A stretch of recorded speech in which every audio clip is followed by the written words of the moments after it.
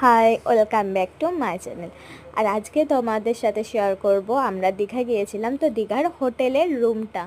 তো ফার্স্টে দেখো, এটা ছিল বাথরুম আর ঘর, পায়খানা, বাথরুম, মানে সমস্ত কিছু কিন্তু প্রচণ্ড পরিমাণে পরিষ্কার পরিচ্ছন্ন ছিল। আর ঘরের রুম ভাড়াও ছিল কিন্তু প্রচণ্ড পরিমাণে কম, মানে সত্যি কথা বলতে গেলে অন্য জায়গাতে যতটা পরিমাণে রুম ভাড়া নেয় সেই তুলনায় অনেক কম ছিল।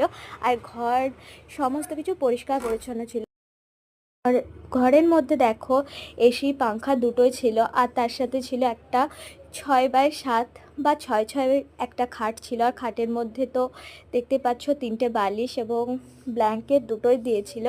আর তার সাথে তোমার ড্রেসিং টেবিল ছিল, একটা আলমারি ছিল, আর ঘরের মধ্যে একটা অল আউটও দিয়েছিল, যে মানে যদি কী বলবো মশার থাকে তার জন্য, কিন্তু মশা ছিল না, তাও অল টাইম অল আউটটা চলছিল। আর তার সাথে টিভি তোমাদেরকে দেখালাম। আর তার সাথে এই যে দেখো, এটা কিন্তু ছিল ব্যালকনি। আর ব্যালকনিটাও কিন্তু প্রচণ্ড সুন্দর ছিল। এখানে কিন্তু আমরা স্নান করে আসার পরে জামা কাপড়গুলো মেলে দিয়েছিলাম।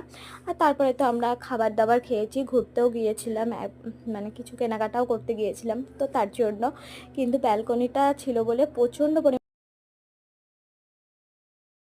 প্রচণ্ড সুবিধা হয়েছে, যেটা হয়তো বা ব্যালকনি ছাড়া সম্ভব ছিল না। আর ওই যে দেখো, রাস্তাটা দেখতেই পাওয়া যাচ্ছিল আমাদের এখান থেকে। আর আমাদের একদমই ঘরটা হোটেলের একটু ভিতর দিকেই ছিল, তো তবুও ঘরটা কিন্তু খুবই ভালো ছিল। আর আমাদের হোটেলের রুমটা কীরকম সেটা অবশ্যই কমেন্টে জানিও। আমার তো খুব পছন্দ হয়েছে, তোমাদের কীরকম লেগেছে কমেন্টে জানাতে ভুলো না। আর আজকের ভিডিওটাই পর্যন্ত, সবাই ভালো থেকো, সুস্থ থেকো, আর বাই।